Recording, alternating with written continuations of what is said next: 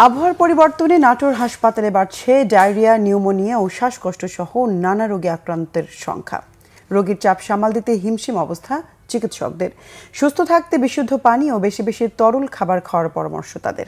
নাটোর প্রতিনিধি কামরুল ইসলামের রিপোর্ট।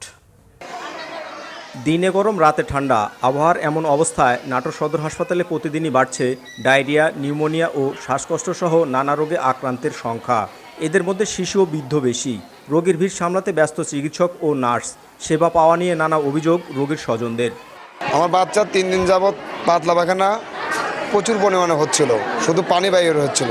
2টার সময় আইসি, আসার পরে স্যালাইন দিছে, আর একটাবার দেখতে আসলো না।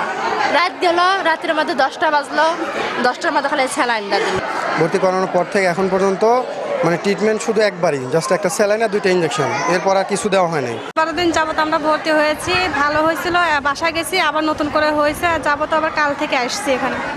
জনবল সংকটের মধ্যেও যথাসাধ্য চিকিৎসা দেওয়া হচ্ছে বলে দাবি হাসপাতাল কর্তৃপক্ষের। আমাদের পর্যাপ্ত সবকিছু থাকা সত্ত্বেও আমরা ব্যাকআপ দিতে পারছি না, এই জন্য কারণ আমাদের পেশেন্ট পার্টিরা আমাদের সাহায্য করে না।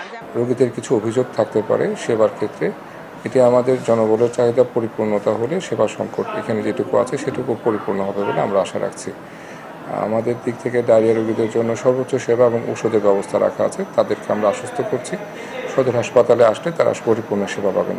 ব্যবসা গরমের এ সময়ে বিশুদ্ধ পানি ও তরল খাবারের পরামর্শ দিচ্ছেন চিকিৎসকরা।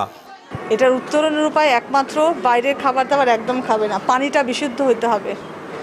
ভালো বিশুদ্ধ পানি না হলে দরকার হয় পানি ফুটায় ঠান্ডা করে সেটা খাবে।